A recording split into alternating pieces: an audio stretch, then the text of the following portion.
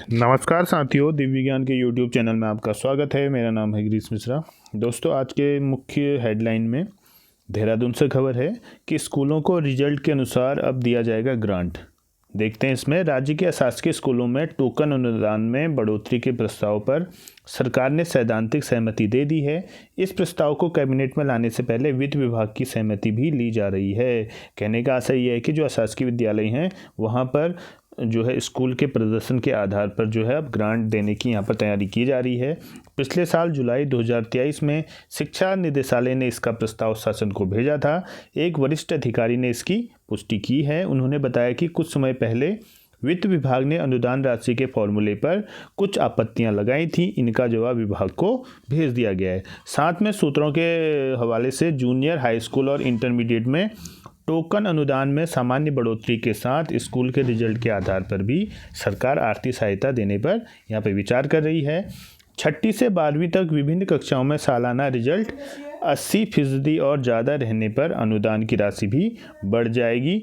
प्रस्ताव लागू होने पर जहां प्रति छात्र अनुदान राशि 2 के बजाय 3,000 रुपये सालाना हो जाएगा। यानी कि कहने का मतलब है, जब अगर स्कूल का रिजल्ट जो 80% या उससे ज़्यादा रहता है तो प्रति छात्र वहाँ पर 3,000 रुपये जो है सालाना प्रति छात्र के हिसाब से वहाँ पर अनुदान दिया जाएगा।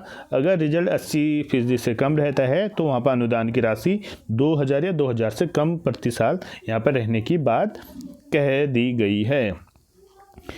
इसी प्रकार अशासकीय स्कूलों का सरकारी में विलय होगा, ऐसा कहना है यहाँ पर शिक्षा मंत्री जी का। जो अशासकीय विद्यालय हैं, एडेड स्कूल हैं, इनका को जो है सरकारी स्कूलों में विलय होने की यहाँ पर बात की गई है।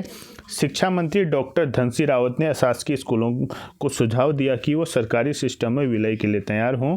इसके लिए उनकी शिक्षकों और संसाधनों की कमी को ज़्यादा प्रभावी ढंग से दूर किया जा सकेगा। जो सरकारी नहीं होना चाहते वहाँ 100% नियुक्तियाँ लोक सेवा आयोग के जरिए कराने की व्यवस्था की जाएगी। यानी कि यहाँ पर ये फैसला जो है बहुत लंबा जाने की यहाँ पर उम्मीद है। तो क्योंकि बहुत पहले से बात हो रही है कि यहाँ पर आयोग बनाया जाएगा, लेकिन अब आयोग बनेगा नहीं बनेगा ये तो आने वाला समय ही बताएगा। इससे भ्रष्टाचार भी खत्म होगा और योग्य शिक्षक भी मिलेंगे। अभी कह तो रहे हैं लेकिन करेंगे, इस पर अभी भी संशय बना हुआ है। जो लोग विकल्पों से सहमत ना होंगे उन्हें प्राइवेट की तरह चलने की छूट दे दी जाएगी। पथरीबाग स्थित गुरु रामराय लक्ष्मण इंटर कॉलेज सभागार में आयोजित माध्यमिक शिक्षक संघ के प्रांतीय अधिवेशन के समापन समारोह में शिक्षा मंत्री ने कहा कि अशासकीय स्कूलों और उनके कार्मिकों की समस्याओं को लेकर सरकार गंभीर है। सहायतित स्कूलों की देखभाल ठीक से नहीं हो पा रही है, इसलिए पहला विकल्प दिया जा रहा है कि वो सरकारी स्कूल के रूप में परिवर्तित हो जाएं। इससे पहले शिक्षा मंत्री ने दीप जलाकर कार्यक्रम का उद्घाटन किया था। उन्होंने नवनियुक्त प्रदेश अध्यक्ष स्वतंत्र मिश्रा, प्रदेश महामंत्री जगमोहन सिंह रावत, कोषाध्यक्ष जितेंद्र सिंह पुंडीर को बधाई दी। निवर्तमान प्रदेश अध्यक्ष डॉक्टर अनिल शर्मा ने नए पदाधिकारियों को शपथ दिलाई। साथ ही मंत्री के समक्ष संघ की 22 विभिन्न मांगों को भी रखा गया था। तो कहने का मतलब है, ये जो है बड़ी खबर निकल के आ रही कि अशासकीय स्कूलों का सरकारी में जो है विलय होगा और जो है वहाँ पर भर्तियाँ जो है आयोग के माध्यम से कराने की बात यहाँ पर जो शिक्षा मंत्री कर रहे हैं। अब इस पर कितना काम होता है वो आने वाला समय पे ही पता चलेगा। फिलहाल तो ऐसी उम्मीद कम ही लग रही है।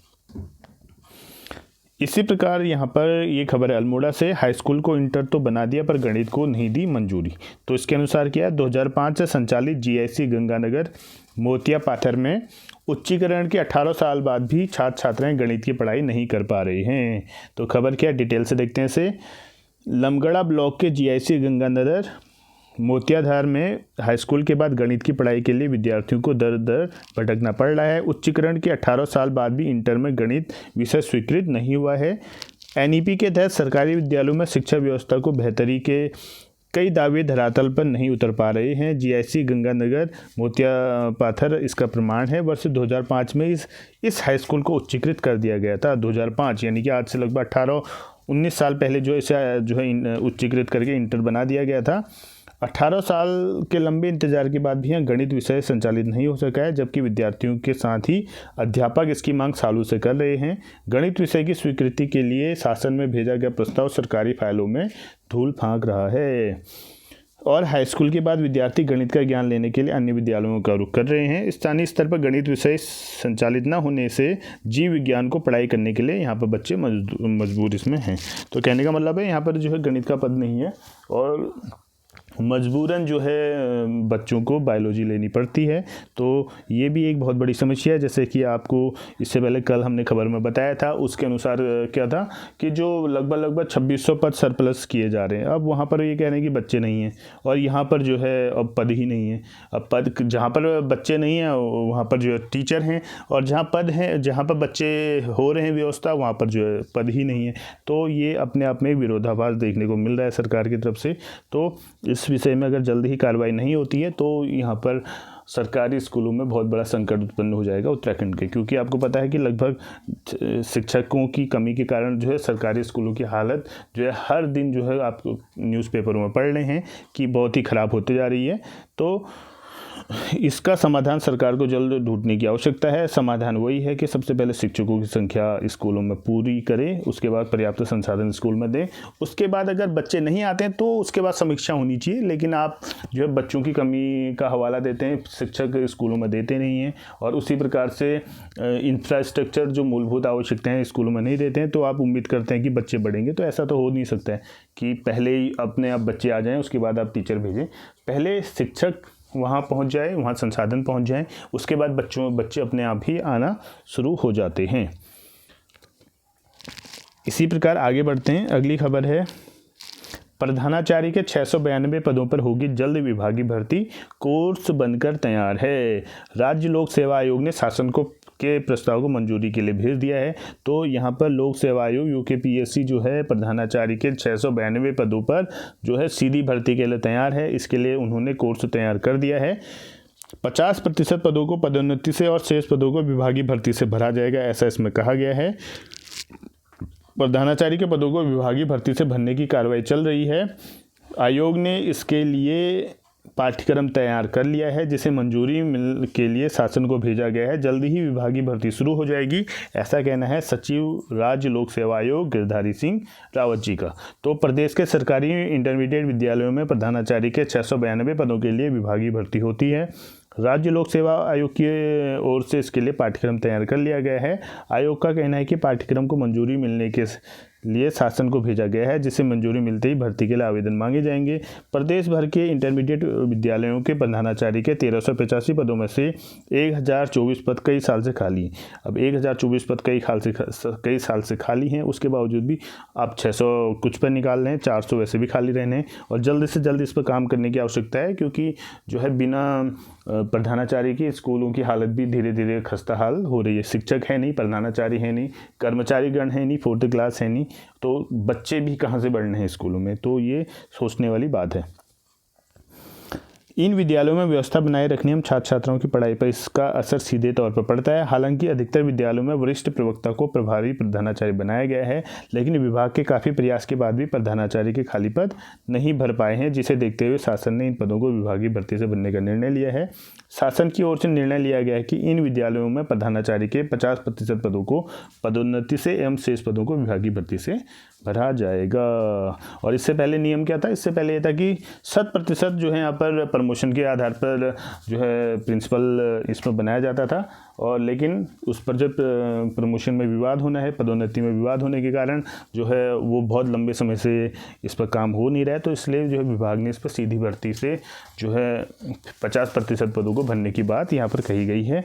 तो अच्छा कदम हो सकता है, क्योंकि आपको पता है केवी में या एनबीएस में भी आप डायरेक्ट, या डीएसएसबी में डायरेक्ट आप जो अगर आपके पास एक्सपीरियंस है तो आप जो सीधी भर्ती के माध्यम से यहाँ पर प्रिंसिपल बन सकते हैं। ये अच्छा जो है निर्णय हो सकता है, क्योंकि पदोन्नति में प्रधानाचार्य में पहुँचने में शिक्षक को लगभग बहुत समय लग जाता है। लगभग वो 55 साल के बाद जो है प्रिंसिपल बनने के कगार पर होते हैं, तो उस वक्त उनका रिटायरमेंट का समय हो जाता है।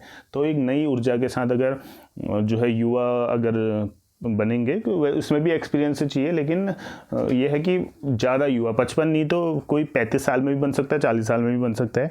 तो वहाँ पर वो अच्छा काम कर सकते हैं, बशर्ते जो 55-56 साल में जो प्रिंसिपल बन रहे हैं। इसी प्रकार से उत्तराखंड पात्रता परीक्षा यहाँ पर 2275 लोगों ने यहाँ पर छोड़ी है।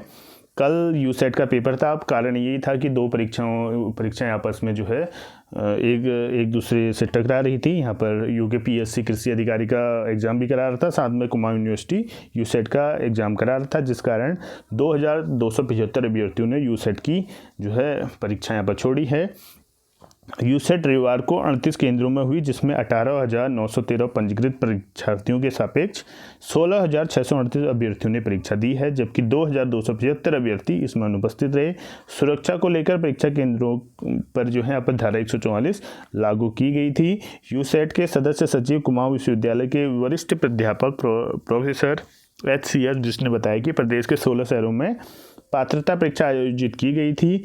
साथ में उन्होंने कहा 6 वर्ष बाद हुई परीक्षा में अल्मोड़ा में 1028, बागेश्वर में 486, चंपावत में 398, देहरादून में 4499, गोपेश्वर में 606, हल्द्वानी में 3919, हरिद्वार में 1311, कोटद्वार में 553, नैनीताल में 647, पंतनगर में 1025, पिथौरागढ़ में 990, रुड़की में 1313, रुद्रप्रयाग में 337, श्रीनगर गढ़वाल में 699, टिहरी गढ़वाल में 244, उत्तरकाशी में 858 अभ्यर्थी पंजीकृत थे। इनमें से कुल 16,638 अभ्यर्थियों ने परीक्षा दी है।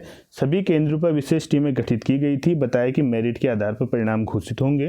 रिक्त सीटों के सापेक्ष फाइनल मेरिट जारी की जाएगी, यानी कुछ दिनों में पहले इसकी आंसर की जाएगी और उसके बाद लगभग 1 महीने के अंतर्गत हो सकता है इसमें रिजल्ट भी इसका निकल जाए, क्योंकि अभ्यर्थी इसमें कम ही हैं। बढ़ते हैं आगे।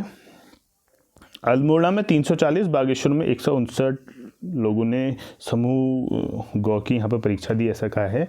215 अभ्यर्थी अल्मोड़ा और 130 अभ्यर्थी बागेश्वर में रहे गैर हाजिर। तो यहाँ पर खबर आ रही है, अल्मोड़ा और बागेश्वर में उत्तराखंड लोक सेवा आयोग समूह गौ कृषि उद्यान पशुपालन विभाग की मुख्य परीक्षा का आयोजन किया गया था, क्योंकि एक यूसेट की परीक्षा थी, दूसरी यहाँ पर परीक्षा थी आपकी जो है कृषि अधिकारी की। तो इसमें अल्मोड़ा में 340 लोगों ने परीक्षा दी और बागेश्वर में 169 लोगों ने यहाँ पर परीक्षा यहाँ पर दी है, ऐसा कहना है। तो कहने का मतलब इसमें भी जो है बहुत से लोग गैर हाजिर रहे।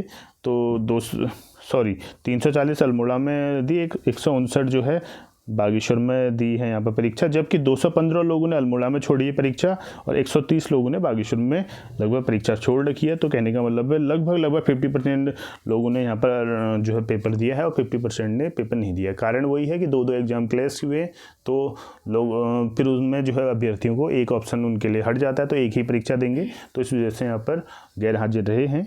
तो ये थे आज के मुख्य जो है समाचार। इसी प्रकार की वीडियो के लिए आप हमारे साथ जुड़े रहिए। मिलते हैं अपनी नई वीडियो के साथ, तब तक के लिए धन्यवाद। जय हिंद, जय भारत, जय उत्तराखंड।